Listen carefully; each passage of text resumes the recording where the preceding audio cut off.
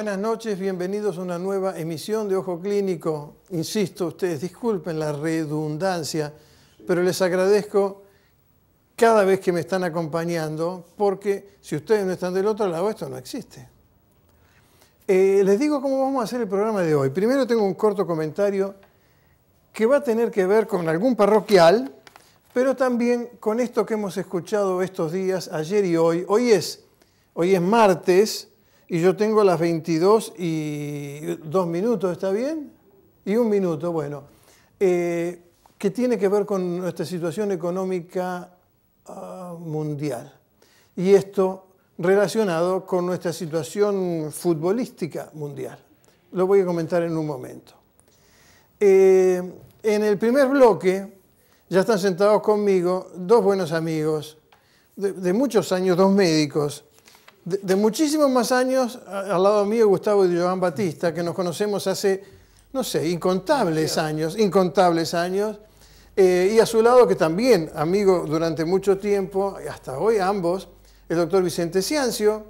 Ambos se ocupan de lo que es la medicina aeronáutica y espacial.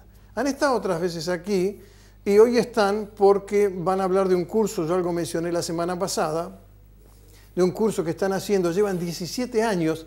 Este curso está avalado por la Universidad de La Plata, a través de la Facultad de Ciencias Médicas de La Plata. Y nos van a contar unas cuantas cosas muy interesantes, entre ellas un caso que ahora me escucharon me contaban de un contagio de tuberculosis a bordo de un avión digamos, de intercontinental. No de la empresa intercontinental, sino entre continentes. Y puntualmente le vamos a preguntar, estuvieron 2 veces en la Antártida. 2 veces en la Antártida con un programa de rayos cósmicos y de protección de rayos cósmicos, y fue. De eso vamos a hablar. En el segundo bloque, y están por acá, no han llegado ahora, un grupo de músicos.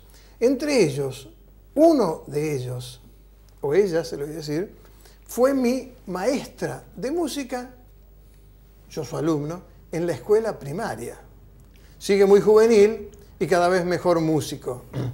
Eso va a ser el programa de hoy, pero antes, en este primer bloque me guardo, permítanme un par de parroquiales y este comentario. El primer parroquial, el 19 de junio, pasado mañana, 19 de junio, 19 horas, en el Salón Auditorio de OSDE, 50, 13 y 14, viene Gonzalo Vilariño. Gonzalo Vilariño es un abogado, pero además es un preparador físico de alto rendimiento y habla de esta cuestión de liderazgo, de su trabajo que tuvo con el seleccionado argentino de fútbol que se llama Los Murciélagos, que es un seleccionado de fútbol de ciegos. Imagínense la capacidad, primero de los ciegos para poder jugar al fútbol, es una pelota que hace ruido, con un cascabel, creo, algo así, y la propia capacidad de Gonzalo Vilariño para estimular este grupo. Esto se llama Más allá de los límites, la conferencia, jueves 19 de junio a las 19 horas en el Salón Auditorio de OSDE, 50, 13 y 14. También le quiero mandar un saludo a Severino Gómez Erben. Severino Gómez Erben es un artista de lo que es, diría yo, el manejo del cuero en zapatería.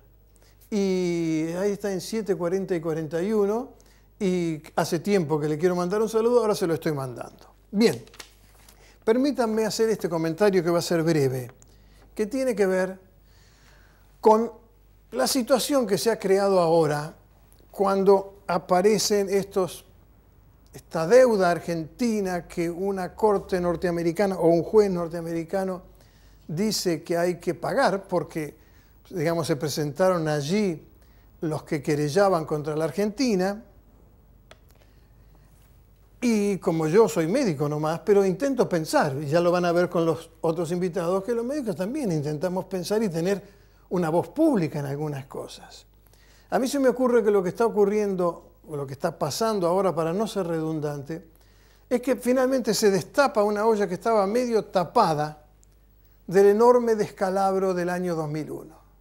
Todo esto que pasó en el 2001, digamos, la hiperinflación, las cuestiones políticas, la enorme deuda del país, pum, una olla que se tapó con algún buen manejo que se fue manejando de una forma u otra. Y para no ser técnico, porque yo no lo soy, con cheques voladores, por ejemplo. Pero ¿saben cuál es el problema de los cheques voladores? Al revés de los aviones. Los aviones conviene que aterricen. Los cheques voladores no, pero finalmente los cheques voladores aterrizan. Y llega la deuda que hay que pagarla. Y en estos años se vivió una especie de pagadiós. ¿Saben por qué digo esto? Porque con esa deuda gigante, estoy hablando de la deuda externa, no de la interna, que es otra historia también, no vivimos, ninguno de nosotros, y hablo por mí, con la austeridad que merecía un país endeudado hasta acá. Hoy Argentina paga. La Presidenta hizo ayer un buen relato histórico y dijo verdades del pasado. Las dijo. Y hoy el ministro de Economía, Kicillof, dijo un par de cosas interesantes. Primero, recuerdo que hace una semana él estaba dando una conferencia de prensa, salió de la conferencia y volvió solo, tomó el micrófono, pero ustedes lo deben recordar, y esta gente dijo algo así: es la misma que nos quiere hacer creer que el valor del dólar hoy es 13 pesos, lo que era una barbaridad. Hoy, los señores esos que cambian por la calle 7, escuché que cambiaban a 13 pesos. Ministro, le erró como a las bochas, está a 13 pesos. Y otra de las cosas que hizo el ministro, también utilizó una expresión muy interesante, hablando de estos fondos buitres. Entre paréntesis, parece que la bandera de los Andes nuestra va a cambiar, sacan el cóndor, va un buitre. Estos fondos, él dijo, no pasarán. Esta expresión, no pasarán, en los años 30 en España, la utilizó la República Española, para definir lo que iba a ocurrir contra el franquismo, los nacionales que venían, y entonces estas brigadas internacionales, todas, digamos, muy loables, pero el no pasarán no dejó de ser nada más que una expresión, pasaron y se quedaron 40 años. Falta, además de todo esto, la deuda interna, por apropiación de ahorros, corralitos, corralones.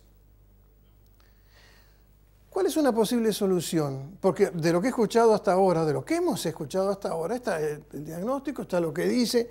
Vamos a ir a hablar con el juez y le vamos a decir a ese señor, mire, a lo mejor puede ocurrir acá, con el mayor respeto, con el inspector de tránsito, no me haga la multa, porque yo... Pero en estos otros países, que son bandidos, además, estos otros países que son bandidos y se apropian de lo ajeno, a eso no se les puede ir con el dedo en alto y decirle vamos a negociar. Creo que hay un camino, y el camino es en el futuro, además de tener que pagar, porque ahora se manejan los números, ¿vieron? Como 15.000 millones, 120.000... Me hace acordar cuando los chicos hablan de chiquicientos mil millones, es decir, que nuestra deuda hoy es chiquicientos mil millones de dólares. Nadie la sabe, pero creo que un principio de esto es intentar vivir todos nosotros, insisto, hablo por mí también, con la austeridad de un país con riquezas, pero pobre y endeudado. Así que todas estas, diría yo, estas actitudes de cocorito, de mojador de oreja, no las comparto. Y finalmente les quiero decir algo, me hace acordar mucho esto, sobre todo en este momento, como dije al principio, que se está jugando el Campeonato Mundial de Fútbol, a lo que pasó en el año 82, 1982. Nosotros también estábamos todos muy entusiasmados en la televisión viendo el Campeonato Mundial de Fútbol y estábamos en una guerra. Estoy hablando, por supuesto, de Malvinas. Estábamos en una guerra, en una catástrofe nacional. Yo creo que hoy, con esta situación económica internacional, seguimos alegremente mirando el fútbol. Insisto, hablo por mí. Creo que me acompañan muchos en esto. Pero estamos en un estado de catástrofe. Y este tiempo que ha pasado, en estos años, para no ponerlo esto a un gobierno exclusivamente, donde pudimos haber, en vez de vivir jolgorio y diciendo que éramos los mejores, ir metiendo en el chanchito el ahorro para intentar pagar ahora lo que los acreedores, porque esos son acreedores, buitres, tigres de Bengala, hienas, pero son acreedores y hay que pagarles. Bueno, eso es el desagradable comentario que tenía para hacer, pero digamos, pensé que era casi hasta una necesidad para mí poder expresarme de esta forma. Vamos a ir a un corte. Cuando vengamos, se nos va a pasar volando el próximo bloque porque tiene que ver con la aviación. Ya venimos.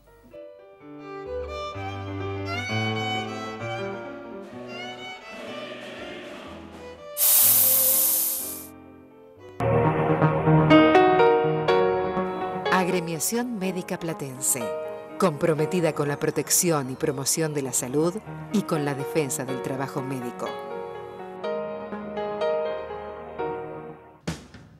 Clínica del Deporte. Excelencia en diagnóstico y tratamiento de lesiones deportivas. Centro acreditado por la Sociedad Internacional de Artroscopía, Rodilla y Medicina del Deporte, ISACOS. Ortopedia y traumatología. Deportología, cirugía y artroscopía. Rehabilitación. Isocinesia. Tratamiento del dolor. Reumatología. Aptitud física. Diagnóstico por imagen. Biomecánica de la marcha. Cardiología. Nutrición. Docencia e investigación. Turnos al 421-2929. Clínica del Deporte.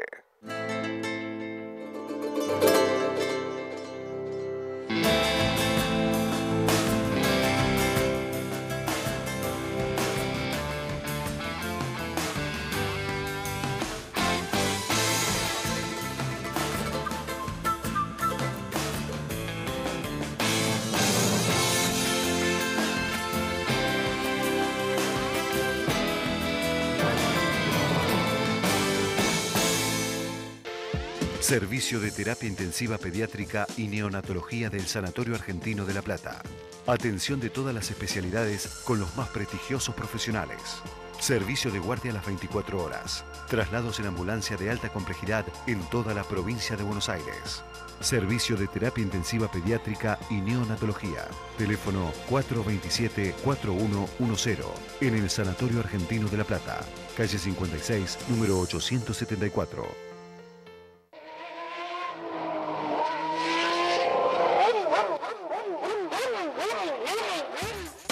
Lubriplat Oil Center, centro de lubricación para su automóvil.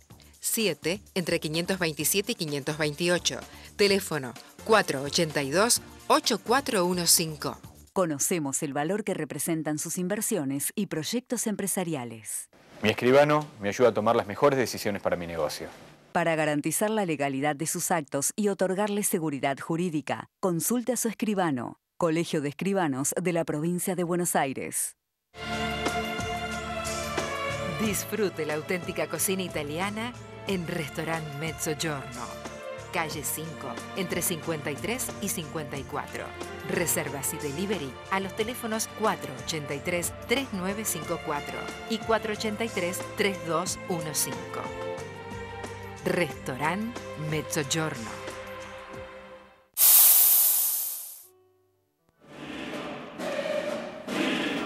¿Qué es esto? Hola, ya llegaron mis otros invitados. Le vamos a pedir a nuestro camarógrafo irlandés que los tome. Está Pirincha per tierra primero, que es la mamá de McInerney. ¿Vieron? Elvis Presley. Elvis Presley argentino, ella es la mamá. También está a su lado María Rosa Urbeit, que es una gran cantante, a la izquierda. Sí, María Rosa Urbeit, una gran cantante, gran conocedora, una francófona importante. Y al otro lado está Daniel Supa, también un gran cantante, buen amigo de hace muchos años, y además yo conocía mucho y conozco a la familia por un íntimo amigo mío que ahora vive en Villa Gesell. Daniel se debe acordar de eso. Nos van a hablar de una actividad musical que van a hacer ahora, recién me comentaban, que tiene que ver, dentro de poco, bueno, creo que es en noviembre, la fecha real del armisticio. No, es el atentado de Sarajevo. Sí, exacto. del atentado en Sarajevo en 1914, cuando asesinan al archiduque Ferdinando y se desata la Primera Guerra Mundial con aquella carta de Bismarck al emperador, al Kaiser Guillermo. Bueno, de ese 1914 al 2014, música que tiene que ver con ese año. Yo me mencionaba en el año 1918, se firma el armisticio cuando termina la guerra, que hoy sigue siendo una fiesta nacional francesa, pero creo que eso es en noviembre. Muy bien, ¿estamos bien? Yo escucho algún sonido por acá. No, por allá. Vamos con la gente que está hoy aquí, sentada. Gustavo Di Giovan Battista, bienvenido al programa. Muchas gracias, Leo. Encantado de estar acá. Gracias, con un gusto. Y Vicente, gracias por estar aquí. Nosotros somos los que estamos. Un gusto. La semana pasada o la anterior, no me acuerdo, recibí una nota muy conceptuosa de Gustavo que tenía que ver con el programa. Hace unos meses que no nos veíamos, sí, hace como 15 días de esto, y me mandó una nota muy conceptuosa, o más, como un mes que me escribiste, y me acordé, estaban con esta actividad, digo, vengan a hablar de este asunto. Están ustedes dos trabajando en lo que es, vos sos piloto además. Era. ¿Y vos también sos piloto? No, soy nada más que médico especialista en esto. Pero vos fuiste piloto. Aficionado. Aficionado, está bien, sí. Están por hacer un curso. Continuamos con el curso anual. Que lleva 17 2014, años. Que lo iniciamos el próximo lunes en la Facultad de Ciencias Médicas. ¿De qué es el curso? Es un curso, es un posgrado en Medicina Aeronáutica y Espacial, que se encarga del estudio de todos los problemas que se presentan en estas condiciones tan especiales de vuelo, que son utilizadas nada más y nada menos por 3.000 millones de pasajeros por año en el mundo. O sea que esto... ¡Qué clientela que tenés! No sé. Entonces, esta temática es de gran importancia para los médicos, porque cuando un paciente tuyo dice, doctor, quiero ir a ver a mis parientes que tengo en Europa, o aquellos que vinieron hace muchos años y quieren volver a su pueblito, que son muy mayores, ¿quién les da el aptitud para que decirles sí, pueden ir con tranquilidad y seguridad? Decime, al respecto te comento, hay mucha gente que nos está viendo y querrá tener este dato. Por ejemplo, creo que a las embarazadas que ya están muy avanzadas no les permiten volar. Exacto. ¿Hay algún límite de edad, el que aparece en tu pasaporte, que te digan, usted por esta edad no puede volar? No existe. No. En el caso, ahí está los comandantes tienen la posibilidad, cuando ven un pasajero que, con la experiencia que tienen, que no les gusta en qué condiciones se encuentra, él puede solicitar que a esa persona la examinen antes de subirlo al vuelo. Está bien. Esa es una prerrogativa que tienen los comandantes. Sí, pero no hay... Pero no hay. En principio no está hay. legislado. Y le digo la experiencia nuestra. Está muy bien. Un día nos viene una doctora, decir, doctor, mi padre, español, quiere volver a su pueblito. Sí, claro. Bueno, ¿y cuál es el problema? Que tiene 102 años. ¿El pueblo o el abuelo? No, el abuelito. Sí. El abuelito tiene 102. Bueno, pero uno piensa, si llegó a los 102 años, es un fierro el español. Bueno, tráigalo, nosotros lo vamos a ver. Bueno, en el instituto que tenemos allá en Quilmes, lo examinamos, lo vimos, y tenían problemitas muy simples. Típicos de los 102 años. De 102 años. Le dijimos, mire, le hicimos los test, las pruebas, y realmente podía viajar. Lo único que le iba a pedir, usted que es médica, acompáñelo, y solamente estas precauciones, que son simples, las que damos siempre. ¿Cuáles son? Bueno, para todo pasajero. Para todo pasajero. Los vuelos ahora son non-stop, o sea, van de un punto al otro, son 12, 13, 14, 15 horas en un asiento muy pequeñito. Sí. Entonces, es lo otro. Si tienen posibilidades de tener un acceso a la clase, digamos, business,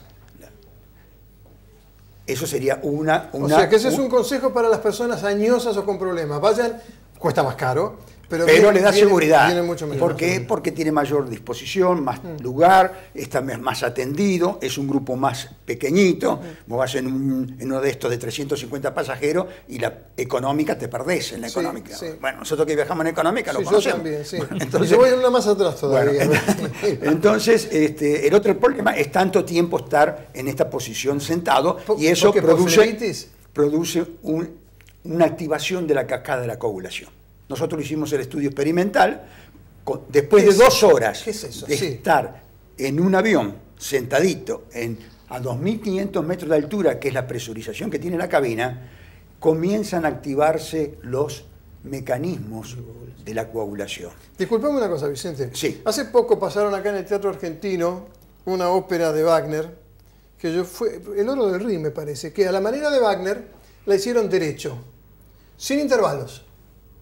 Es decir, que yo estuve sentado, y el resto de la gente, más de 2 horas y media. Tuve la precaución antes, por una cuestión de diuresis, de ir al toilet, y después me quedé 2 horas y media. ¿Qué diferencia hay entre estar sentado 2 horas y media en un sitio sobre la Tierra a un avión que está presurizado como la Tierra? No, está presurizado a 2.500 metros Sí, de pero vos altitud. te sentís como si estuvieras en...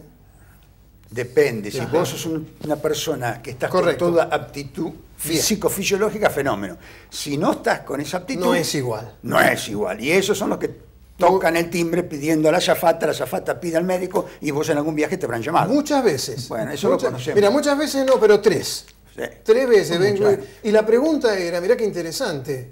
Mire, lo que queremos saber es si podemos seguir viaje o tenemos que aterrizar en el próximo aeropuerto. Eso, bueno. Esa La es decisión pregunta. final la tomas vos. Sí. Desde ya que, hablando con el comandante y dándole las razones. Sí, y sin ningún elemento, porque ustedes vinieron No hay. acá de tener desfibrilador a bordo, una cantidad de cosas, pero ahí estás vos, solita tu alma, y hablando con el paciente que a veces no puede hablar. Ah, también. Buah, muy bien. Este curso, para no derivar demasiado, ¿a quién está dirigido? Bueno, el doctor le puede indicar. En general, el curso nuestro es multidisciplinario, porque el equipo de trabajo nuestro es multidisciplinario. Así que le damos clases fundamentalmente a los médicos, a los alumnos avanzados de la carrera, 5º o 6º año, que se les interese el métier, a ingenieros, a abogados, tenemos gente abogada, tenemos un astrónomo en el equipo, tenemos un informático, es decir, el tema es que para poder trabajar en conjunto, en equipo, realmente todo el mundo tiene que conocer un poquito el trabajo de los demás. Entonces el curso es para todas las personas que tengan interés en aprenderlo. ¿Cuánto dura el curso? La gente se inscribe y empieza ahora, ¿cuándo me decís? El próximo lunes. El próximo lunes. ¿Qué día de la semana es el lunes? Si no me equivoco, estamos Ayude a la producción. 23 de exacto. junio. Y termina en diciembre, antes de las fiestas. En diciembre. Venimos un poco atrasados porque todos los años tenemos el Congreso de Cardiología en mayo, en el cual estamos a cargo de 2 simposios sobre este tema. Sobre uno aeronáutico y otro el corazón en la altitud, que en Mendoza es la temática Claro. Y si querés te comento un dato rápido, es ese chiquito de 9 años que hizo cumbre en la Aconcagua y que ahora viene el boom de los padres a llevar a sus hijos a la Aconcagua. Pero nosotros, desde nuestro punto de vista médico, decimos que los menores de 18 años no están autorizados a subir. Los motivos, porque es el grupo etario de mayor susceptibilidad al medio ambiente, que es totalmente inhóspito, inusual para los que vivimos en el piso, es muy agresivo y es potencialmente letal. De esos datos tenemos. Bien. Entonces, cuando uno autoriza con un examen muy simple, hay que ponerse la idea en la cabeza que atrás de esto puede haber muchos inconvenientes porque la montaña no perdona. Ese es el término. Muy bien, muy bien. Ustedes estuvieron también, yo algo adelanté, en su momento hablando de este asunto, porque permítame una cosa, sí, ustedes no fueron los 2 profesores de la facultad, médicos reconocidos en la actividad asistencial, en la actividad institucional. Cuando aparecen estos temas, uno dice, che, pero esto es macaneo. No, esto no es macaneo, esto es una cosa muy, muy seria, muy cierta. Y, por ejemplo, la incidencia de los rayos cósmicos desde la Antártida. ¿Y a quién le interesa eso? Pero interesa, ¿no? ¿Interesa? Contá. Interesa porque si nos vamos un poquito más lejos de la Antártida, nos vamos al hospital de Haifa, Israel, donde quedó demostrado por 1.800.000 observaciones, pequeño número, que coincidiendo con el ciclo solar de máxima energía, aumentaban por lo menos 3 tipos de patología: strokes, infartos y nacimiento de niños Down, de mujeres jóvenes que no tenían por qué tener un Down. ¿Azafatas, por ejemplo? Y no, la gente del piso. La gente que vivía ahí. Que vivía en Israel. Eso, perdón, a veces coincidiendo con los ciclos de alta con ciclos solares. Claro, como ahora. Y eso ya es tercera vez que se dio, así que ya no es una casualidad que en un ciclo pasó eso. ¿Y cómo relacionás eso con lo que... Y bueno, justamente nosotros fuimos a la Antártida, justamente con Vicente, a medir, porque los físicos de partículas dicen que no puede haber radiación a nivel del piso. Y a mi compañero, que es Tano, se le había puesto que sí había, y por supuesto él tenía razón. Tenía razón por otra observación que habíamos hecho nosotros, que arrancaba por el primer trabajo del año 99, que empezó en el 96, las aberraciones cromosómicas que encontramos en los pilotos de aerolíneas que volaban circumpolar a Nueva Zelanda. Tenían hasta 33 veces más que la población común. Es decir, ustedes estudiaron... Espérate, entonces ahí vino la cosa. Decimos, ¿a qué podemos echarle la culpa? Empezamos. El glicol, la hipoxia, la hipobaria, los lubricantes, el combustible, que la turbina mandaba un poquito de gases quemados al cockpit. Eran los rayos. Y Vicente se tomó el trabajo de hacer un convenio con los médicos de física del Real Colegio Militar de Canadá, y en el último vuelo de aerolínea que se quedó varado en Nueva Zelanda por falta de plata, bueno, ahí teníamos a los canadienses midiendo toda la radiación del vuelo. Y de paso validando nuestros equipitos, que tenemos equipos transportables nosotros. Entonces demostramos que partículas que no tendrían que estar a nivel de piso están. ¿Y esas partículas son rayos cósmicos? Rayos cósmicos. Entonces, para dar una imagen clara, los médicos conocemos los rayos X que están dentro del espectro electromagnético. Sí. Son ondas, pero no tienen masa. Los rayos cósmicos son partículas subatómicas que están en el núcleo del átomo, que tienen masa. Y como son despedidos por explosiones solares, vienen con una energía tremenda, con alta velocidad de tipo relativístico, que vos recordarás, cuando dice relativístico, está relacionado con la velocidad de la luz. Que son 300.000 kilómetros por segundo. Exacto, de aquí a la Luna, ¿no es cierto?, en fracción de segundo. Entonces, esto es muy importante porque las energías que se manejan, los aparatos de rayos X que usamos nosotros, están en cientos de kilovolt. Y nosotros estamos hablando de 1 millón de electronvolt y 1.000 millones, 1 mega y 1 giga electronvolt. Entonces, esos rayos, cuando llegan a la Tierra, impactan por suerte en 2 escudos protectores naturales que tiene la Tierra. Ajá. La magnetósfera, como son iones que tienen carga, la magnetósfera los deflecta, pero hacia la zona de los polos el campo geomagnético cae ostensiblemente porque ingresan las líneas de fuerza y entran en forma paralela con la radiación. Entonces, todas las personas polares y subpolares son las más expuestas a las radiaciones. Esa es la razón por la cual se estudiaron esto allí. La pregunta es esto: ¿cuál es el peligro puntual, específico, concreto para las personas con los rayos cósmicos? Hay un organismo internacional que regula esta actividad. Como nosotros tenemos la Organización Mundial de la Salud para la medicina, la OASI, que es para la aviación, para la radiación está el Organismo Internacional de Protección Radiológica, que tiene sede en Viena, en Austria. Y ellos indican las máximas dosis que se permiten para la población general para un año entero y las que se deben asumir para una persona que está en una actividad nuclear, como puede ser el que maneja un reactor. Acá en Argentina tenemos varios reactores ya. Entonces, esas personas están controladas y tienen toda la reglamentación que debe ser cumplimentada por las personas que lo contratan o lo tienen en relación de dependencia.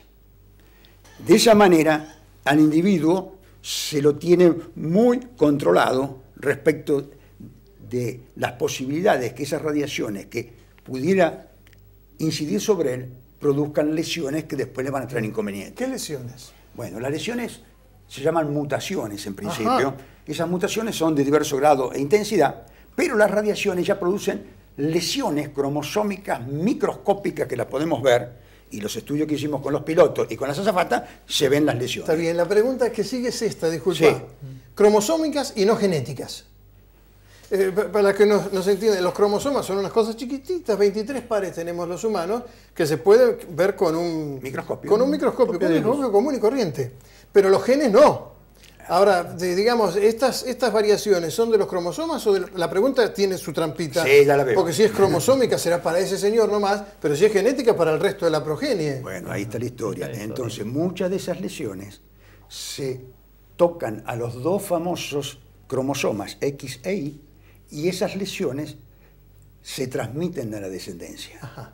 Y ahí está el grave problema. Ajá. Entonces, esto ya se ha visto en estudios, no solamente nosotros, en estudios hechos desde que se tiraron las primeras bombas atómicas en los centros, tanto en Estados Unidos como en Rusia, en el cual esas poblaciones que son cercanas a los campos de prueba atómicos han padecido ese tipo de radiación. Porque se tiraron bombas atómicas antes de Hiroshima. Bueno, Sí. justamente Hubo una prueba. las pruebas previas se hicieron y luego siguieron las otras. Alamogordo. Y recordarás que Francia tenía... En Turoroa, ¿cómo se llamaba? Sí, Mururoa. Bueno, eso que le hicieron polvo y quedó totalmente desierta. Bueno, en fin, toda una serie de cosas que se saben ya perfectamente. Y el último estudio es esos genes que vos comentaste. Los genes están dentro de la estructura... Del ADN, ahí metidos de helicoidal. Y esos son los que producen, digamos, es el hard disk de la célula humana. Son los que dan las indicaciones de lo que debe hacerse para que esa célula pueda reproducirse, pueda vivir, pueda diferenciarse. Producir un humano. Diferenciarse en los diferentes tejidos que son, etcétera, etcétera. E incluso, cuando está muy lesionada, le dan la orden de ir a la apoptosis, que es el término médico de la muerte celular inducida por la propia célula. La otra es la necrosis. La necrosis es externa, claro. Entonces, todo ese tema, nosotros lo hemos visto ahora, ese estudio lo propusimos en nuestro país, no lo pudimos hacer porque no teníamos las condiciones, ni estaban los equipos para medir estos genes individuales. Hablamos con la gente de Estados Unidos, con la Administración Nacional de Aviación de Estados Unidos, le mandamos el proyecto y lo aceptaron prácticamente sin ningún, y ustedes fueron los que nos otorgaron. Me acuerdo de el la comité de ética, facultad porque era necesitó, un estudio genético y la exigencia en Estados Unidos es que había que tenerlo. Y fue la Facultad de Medicina junto con el profesor Cecchini, lo Exactamente. recuerdo tanto ahora, Y el quien doctor se Ver. autorizó en esto. Exacto. Muy bien. Hablando del profesor Cecchini, que le mandamos la semana pasada un cariñoso pésame a toda la familia, todos lo queríamos tanto. Ustedes contaron una anécdota de Cecchini en su momento como gran infectólogo. ¿Cómo fue? ¿En un avión? Sí, Bueno, él fue un colaborador permanente del curso nuestro. Entonces, un día, para entrar en el tema de infectología en aeronáutica, le trajimos a colación un caso de una contaminación por tuberculosis en un vuelo continental de una aerolínea americana. Una señora de origen oriental tenía una tuberculosis abierta, tosió todo el viaje, son 18 horas de vuelo, y eso llevó a que cuando llega a Estados Unidos fallece. En Estados Unidos se autopsia todo, hacen el diagnóstico de tuberculosis, y con una velocidad espectacular, la CDC, que es el Centro de Control de Enfermedades de Estados Unidos, identificó a los pasajeros 8 filas hacia adelante y 8 filas atrás, donde estaba sentada esa señora, se comunicó con sus médicos de cabecera, hicieron hacer los estudios complementarios y a muchos de ellos hubo que hacerle quimioprotección, tuberculosis. Es decir, tratamiento. Ustedes me dirán, ¿por qué 8 filas nada más? Porque el avión no se ventila antero-posterior, sino lateral. Es como en rodajas, que justamente es un diseño específico, como el aire se filtra, para evitar que si hay una contaminación se desparrame por todo el avión. Hasta esa inteligencia tuvieron los ingenieros aeronáuticos. Decime, ¿es una cosa que ustedes consideran frecuente el pescarse una infección durante un vuelo? Sí. Bueno, es frecuente. Sobre todo que ahora se viaja a países que tienen problemas endémicos. Y eso pasa cuando uno va a la zona sur de España, por ejemplo, que vienen muchos pasajeros de África, claro, o de Medio Oriente. Que no tiene nada que ver que sean africanos, sino que en esos lugares está menos cuidada la salud. Bueno, pero eso también nos pasa a nosotros, ese pequeño detalle. Yo voy a un congreso en Extremo Oriente y cuando llego a Kuala Lumpur, que es un aeropuerto de primera, tremendo, me dice, ¿usted es argentino? Sí, un momentito. Tenemos que pasar por los controles. Van a buscar una ficha. Dice, no, mire, señor, en su país tienen estas enfermedades endémicas. Y son tremendas, tenían el catálogo completo y no faltaba ni una. ¿Y qué te pasó? Y bueno, me dice, ¿usted se ha vacunado para esto? Bueno, mire, yo soy médico, ¿viste lo que hacemos los médicos? Porque somos médicos, creemos que no. Sí. Bueno, y tuve una diferencia muy grande, tuvo que venir un inspector y yo iba, no a Kuala Lumpur, sino a otro país, y me dijeron, bueno, vamos a hacer una cosa, ¿usted dónde va a estar en ese país? En tal hotel. Bueno, deme el teléfono y todas las mañanas usted se va a comunicar, le vamos a comunicar con usted en qué condiciones se encuentra. Y lo hicieron durante los 5 días que estuve en ese lugar. Mirá vos. Entonces, para que veas que no todas las cosas son como uno cree. Tenemos que ir terminando. Sí. Repitamos el inicio del curso. Es el lunes 23. 23. ¿A qué hora? 17 horas. ¿En dónde? En la Facultad de Ciencias Médicas, en el salón que tiene posgrado. Sí. Y ahí va a estar nuestro aval como profesor. Nuestro responsable docente. El doctor profesor Prasilio. Horacio Prasilio. Y la gente puede ir a anotarse en ese momento. Ya puede ir el mismo día o estos días que faltan. Gustavo Vicente, gracias por haber venido y gracias por tu atención del otro día y las tuyas de siempre. El mayor éxito en el curso, como hace 17 años. Y cuando viaje, cada 2 horas me tengo que levantar y caminar un poquito, ¿no? Sí, seguramente. Está bien. Una aspirina también, ¿eh? Una aspirina también. Sí. Bueno, ¿se puede tomar un whisky? Bueno, dejémoslo esto, está bien. Gracias por haber venido. Un gusto, dos. Gracias. Cuando vengamos, ya están presentes aquí. Está mi profesora del primario. Ya dije que era profesora, porque si no podría... Y otra artista, más un cantante, ya los vieron ustedes. Vamos a hablar de esta actividad, que son 7 conciertos que tienen programados, que tienen que ver relacionados con el inicio de la Primera Guerra Mundial, cuando Francisco José, que el emperador austríaco, iba a ser la gran figura, pero toda esta historia dejó a Austria en un segundo plano, creció Prusia y se armaron un tole-tole impresionante, para resumírselo. Ya venimos.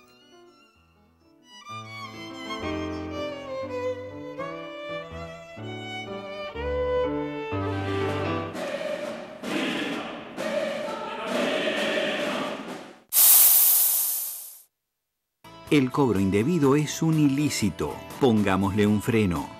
IOMA, Buenos Aires. Gobernación Daniel Scioli.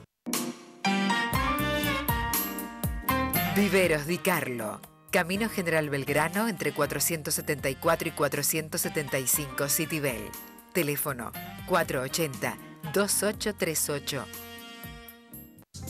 Instituto de Cardiología La Plata. Excelencia en la prevención, diagnóstico y tratamiento de las enfermedades cardiovasculares. Calle 6, número 212. Telefax 427-1000 y 427-1800.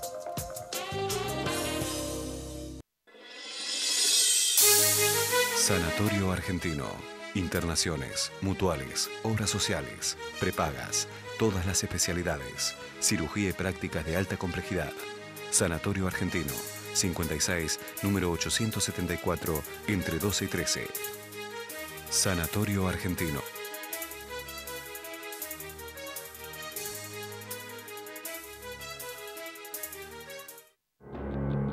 Instituto Superior en Salud, FECLIVA. Carrera de auxiliar de enfermería, enfermero profesional y cursos cortos de especialización. Inscripción e informes al teléfono 412-9100, interno 169.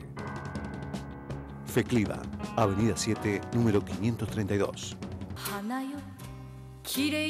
Akari Sushi Bar.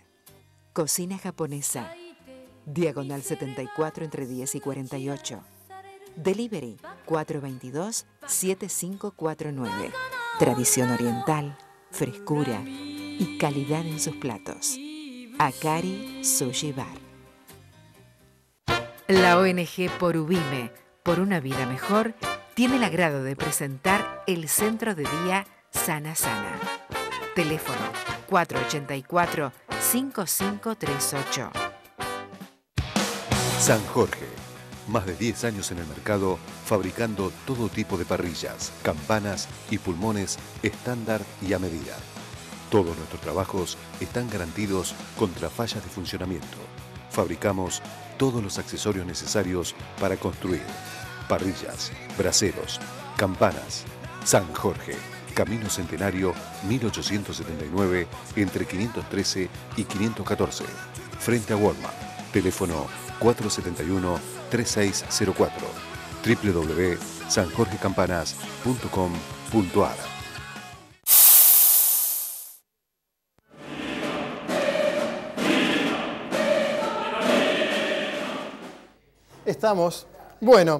Estamos con Pirincha per tierra. Bienvenida, Pirincha. Gracias por estar aquí.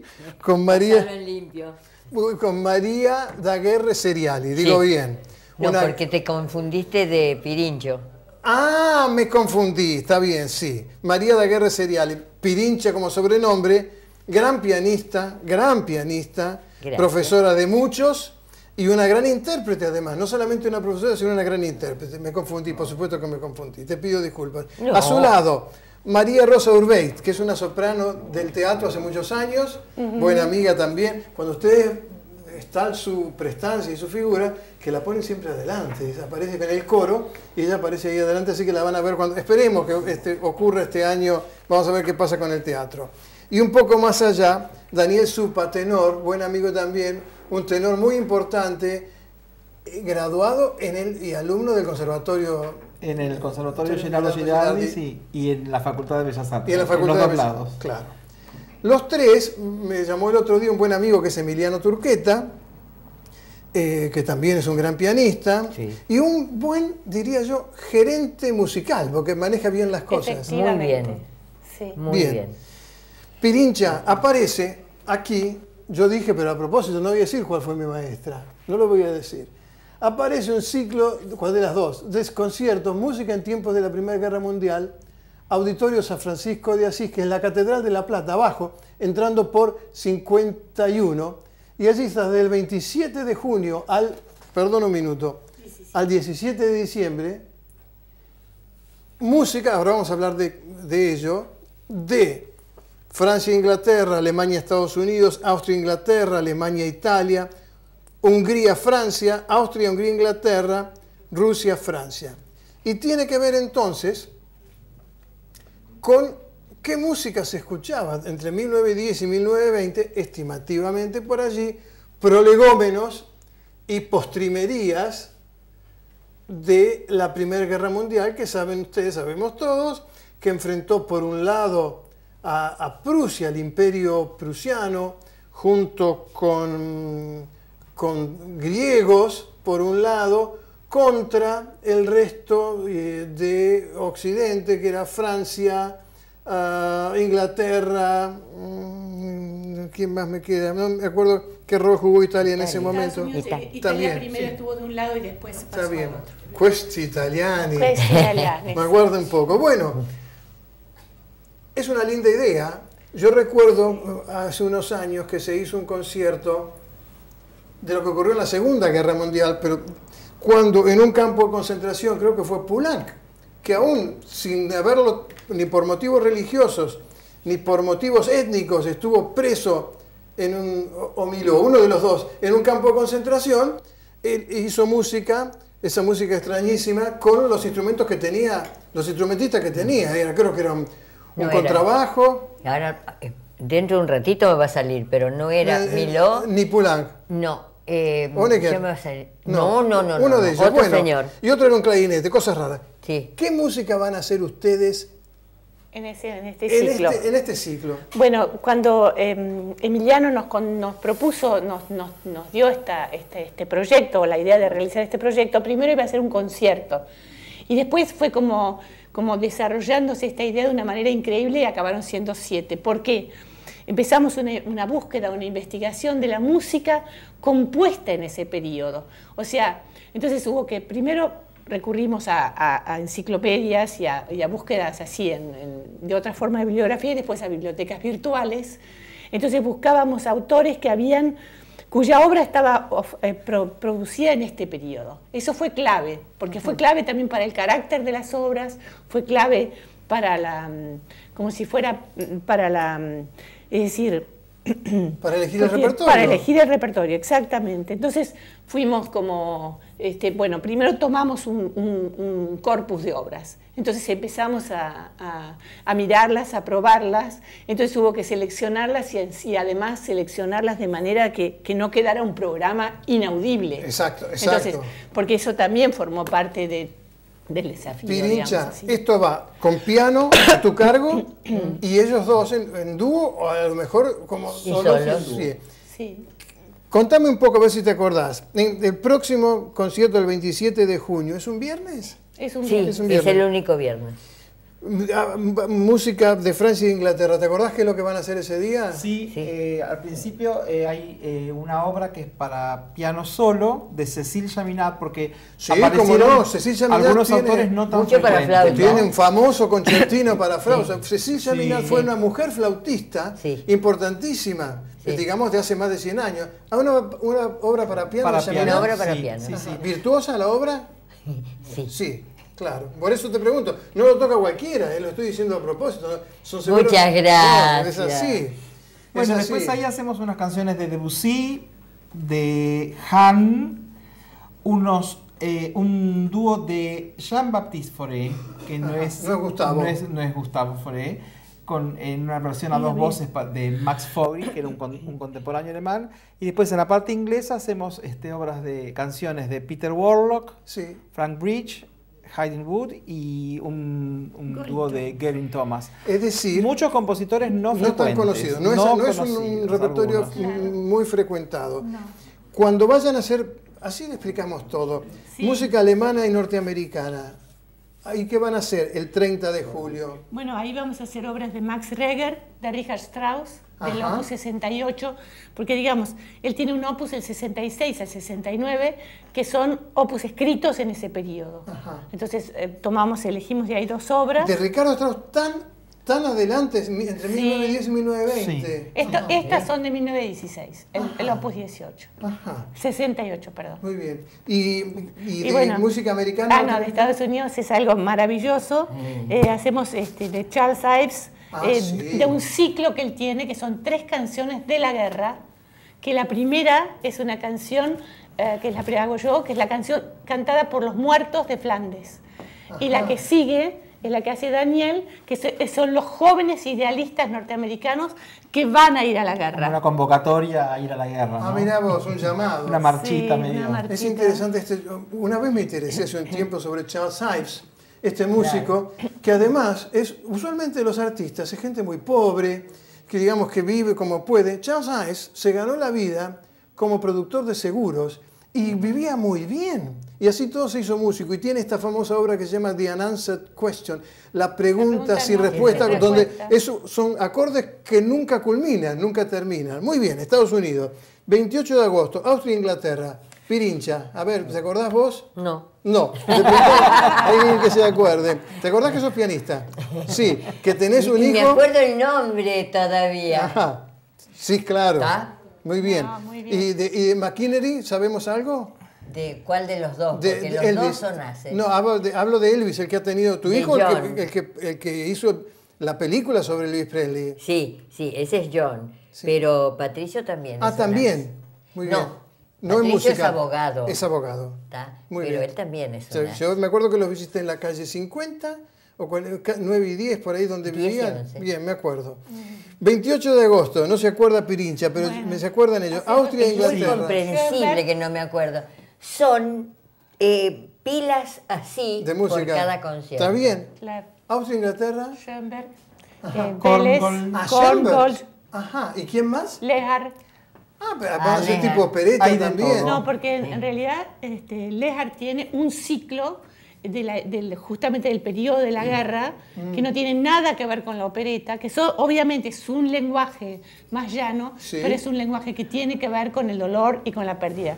Porque además de hacer las canciones, las hemos traducido toda la obra que vamos a hacer. Así que ¿Van a cantar en español? No, quiero decir que están las traducciones para que la gente pueda verlas. Correcto, está bien. Subtitulado, si querés. Es interesante cómo ocurre siempre en la historia, cómo hay músicos en ese periodo que escribían de lo que estaba pasando en ese periodo.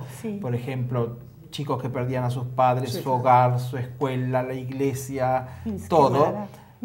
Y otros que en ese periodo le escriben al amor, bajo las estrellas y la luna, como si estuviese todo en el... Es interesante, a través de la música como comprobamos lo mismo que pasa siempre. Se ve en la literatura, ¿no? También, hay poetas metidos en el... Muy metidos y otros no. Tremendo de la guerra y otro que dice, yo eso no quiero saber nada, sigo con mi idealismo y hablo del amor, sigo de las estrellas. Pero también incide en los países que tuvieron la invasión dentro en su territorio. Claro. Entonces la respuesta es distinta. Los norteamericanos no. No, Inglaterra tampoco. Francia sufre mucho, entonces las canciones de Francia son bastante Alemania, más Austria también. Alemania, Austria también. Y acá en Inglaterra, Ireland, Richmond, Goossens y Gowan. Gowan, sí. Gowan. Y después músicos alemanes de vuelta en septiembre. Fitzner, Humperdinck. Humperdinck, el de Hansel y Gretel. Sí. Claro. Una canción, eso es un poco de Geheimnis, Max Reger, que hacemos mucha obra de Max Reger. Y de Italia, me llama la atención. ¿De Italia? Paolo Tosti tiene muchísimas canciones, aunque estuvo mucho tiempo en Inglaterra radicado. Hay de Respighi, de Chimara. Perdón, me decís, Ottorino Respighi. Sí, tiene de la época. Muy bien. Siempre cuidamos eso, que sean escritas en la época, ¿no? Porque a veces son compositores que son más conocidos por obras de otro periodo, ¿no? Claro. Pero que compusieron también en ese, entonces ahí los tomamos, ¿no? ¿De Hungría quién tienen? De Hungría tenemos a Deso Antalfi, a Bartók Kodály. Bartók Kodály, sí. Y también a Franz Lehár, que es austro-húngaro. Claro. Entonces eso fue el embajador, porque todas las embajadas de estos países nos han dado su auspicio. Muy bien. Y el embajador húngaro propiamente fue el que nos dijo, pero Lehár también es húngaro. Sí. Vos sabés que los húngaros cuando son chiquititos son muy jugadores. Hungarito. No, es un chiste malísimo. Es un chiste malo, pero para sacarle un poco de... Decime, ¿y de Francia aquí? En esa oportunidad hacemos a André Messager, Gabriel Fauré, de nuevo, Maurice Ravel, Debussy y Duparc. ¿Vas a tocar el concierto para una sola mano? No, en esta oportunidad. Te juro que no. Bueno, esa es una famosa historia. ¿Me permitís que la cuente? Sí. Ustedes saben que había un gran pianista en esa época que se llamaba Wittgenstein, que era hermano del filósofo. Este Wittgenstein, que estuvo en la guerra, perdió un brazo. Y Maurice Ravel, le escribió un concierto, que es muy virtuoso el concierto, para una sola mano. Bien, el 26 de noviembre, Austria, Hungría, Inglaterra, ¿qué tienen allí? Y bueno, más o menos volvemos con los mismos autores. Repiten, no las obras, pero los autores. Está bien, pero después viene el 17 de diciembre, vienen los Rusland. rusos. ¿Y ahí? Sí, ahí viene Prokofiev, Glazunov, Krechaninov y Rachmaninov. Esos hombres. Stravinsky. Muy bien, está bien.